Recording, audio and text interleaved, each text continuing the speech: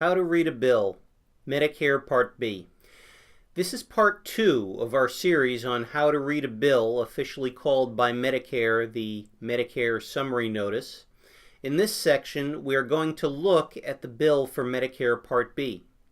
For those who have already seen our Part A video, the information will be very similar to that of the Part A video, but we will go over much of it again.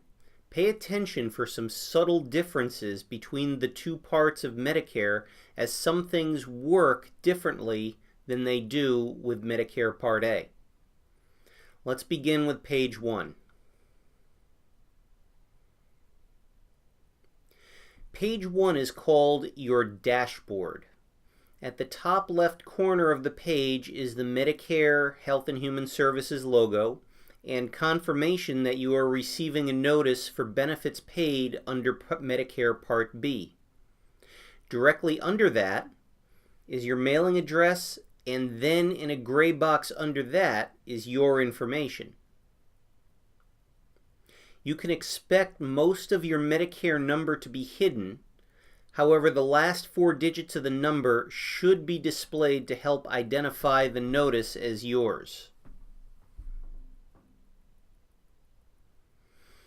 Under the Medicare number is the print date of the notice. Under that is the dates of service that the notice covers. Please pay attention to that date range. It is possible you are looking at claims from provider visits that are further back in the past than you may be expecting.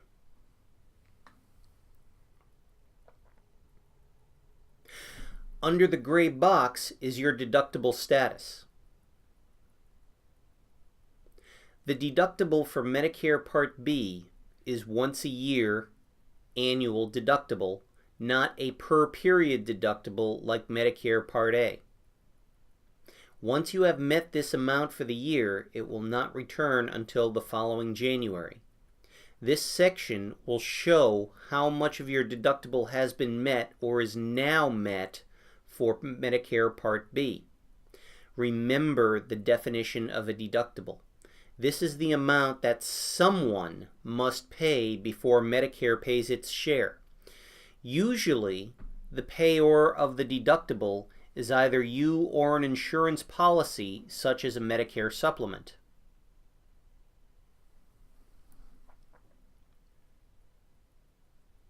On the top box on the right-hand column of the notice is a quick overview of what's inside. This will tell you if Medicare approved all claims in the notice. Please be aware it is not uncommon for Medicare to reject certain claims, as many services are billed in groups and certain rejected claims are not your responsibility to pay. This will be covered in the next couple of pages. In the small gray box under that is the total amount which may be billed. This is the amount of the bill not paid by Medicare and will either be paid by you, a third party such as private insurance. Under that, the last section of the dashboard is a list of providers you saw. If you went to multiple providers covered in the dates you are seeing this notice for, please check to make sure all the places you went are listed on the form. If one is missing, there may be additional claims forthcoming. If you see someone unfamiliar to you, contact the provider's office listed on the notice for more information. Now let's go on to page 2.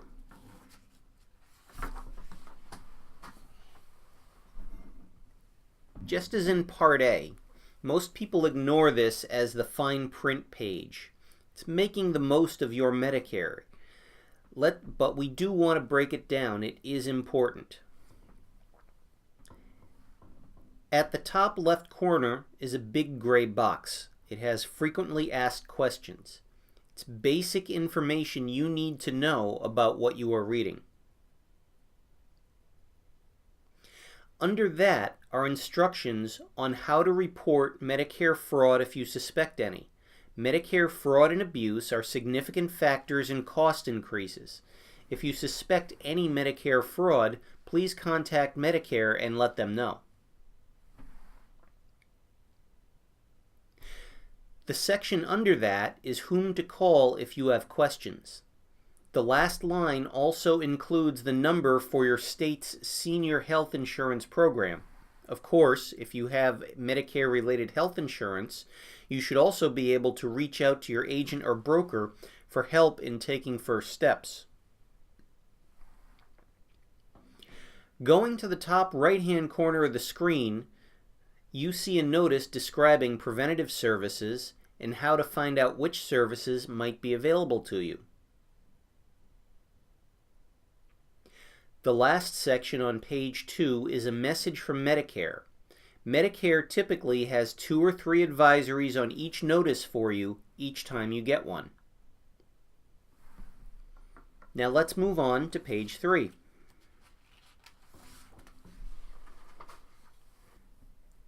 Just as in the Medicare Part A notice, page 3 is the meat of the bill, your claims. The very top of the page shows what type of claim it is and whether it is assigned or unassigned.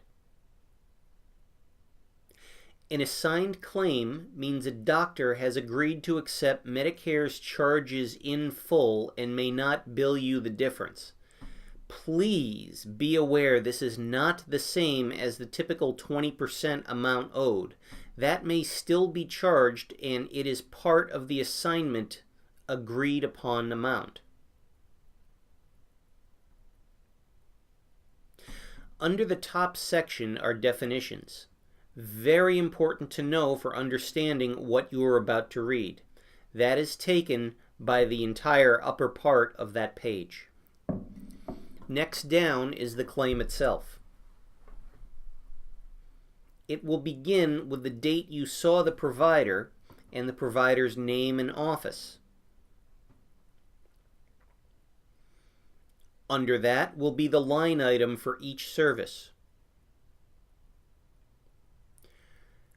Looking to the right from each line item, after the description of service provided and the billing code, you get a simple yes or no answer to whether or not a service had been approved.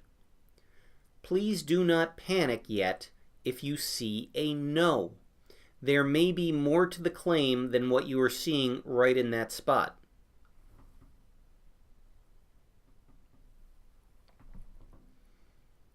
To the right of the approval column is the amount the provider charged Medicare. To the right of that column is the amount Medicare approved. When a provider has agreed to accept Medicare assignment, they have agreed to take the Medicare approved amount and disregard the original billed amount if these two numbers are not the same.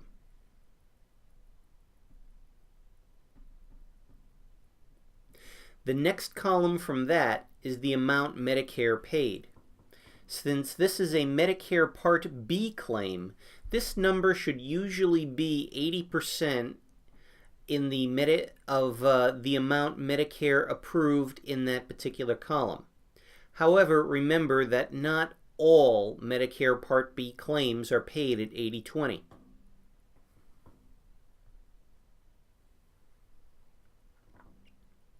Next is the column of the total amount you may be billed.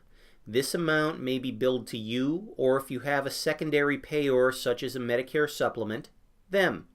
It is highlighted in bold to make those numbers stand out. And the last column is, just as in Part A, the most important part, the notes. Let's talk a bit about the notes. Medicare is required to give an explanation for every claim that is denied, every charge you may be incurring. Most charges usually have one footnote, but sometimes there's even more than one. If a charge is denied, there's always a reason given. It is important to read these notes as they can sometimes tell you that a claim was denied, but you are not responsible for paying this charge. Sometimes a claim is your responsibility because it is part of the deductible amount, and it will tell you that in the notes. Sometimes the notes will say that Medicare paid their share, and what you see left is what your responsible will be, or that of a secondary payor.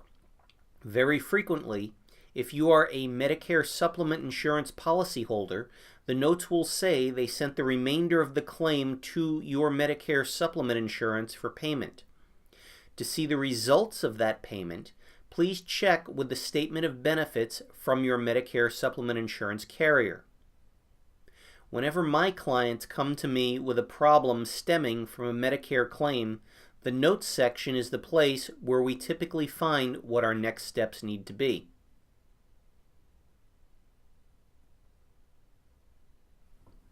Let's move on to the last page. Again, just as in the Medicare Part A notice, the notice is only 4 pages long. In the real world, page 3 extends as long as there are claims to report.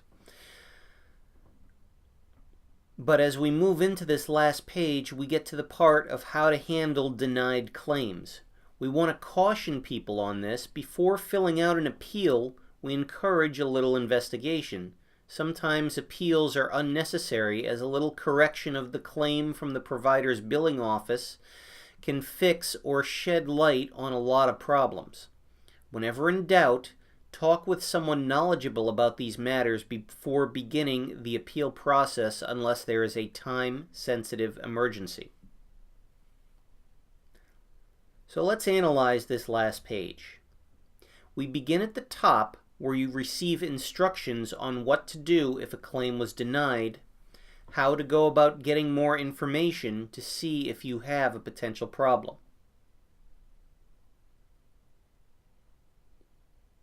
Below that is what to do if you wish to file an appeal. Medicare gives you 120 days to file an appeal. They also list the date your appeal must be received.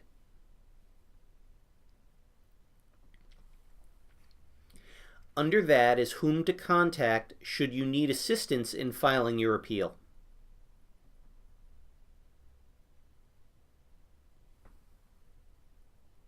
Lastly, on the right column is the appeal form. It lists the steps to take to go about filing the appeal. To file it, you circled the claims in the prior pages that you have a disagreement with. Then, you write out a statement to them why you feel the decision was made incorrectly by Medicare, remembering to include any documentation or other proof you have with the statement. Then fill out your name or that of the person helping to file the appeal. Be sure to make copies of everything. Mail in the originals to the address on the note, but keep the copies in case the originals do not make it to their intended destination, and refer back to them later should that be necessary. Remember, we strongly advise professional advice and assistance before taking the step of filing for an appeal. And that's the Medicare Part B summary notice. We hope you've enjoyed this video. We will have it up in higher quality on our website shortly, along with a transcript and other useful downloadable information to help you should you need it. We highly encourage you to contact a knowledgeable insurance advisor when you have questions, as they can help guide you through the steps necessary to take to understanding Medicare. And as always, if you are in Ohio, West Virginia, or Kentucky, feel free to reach out to us.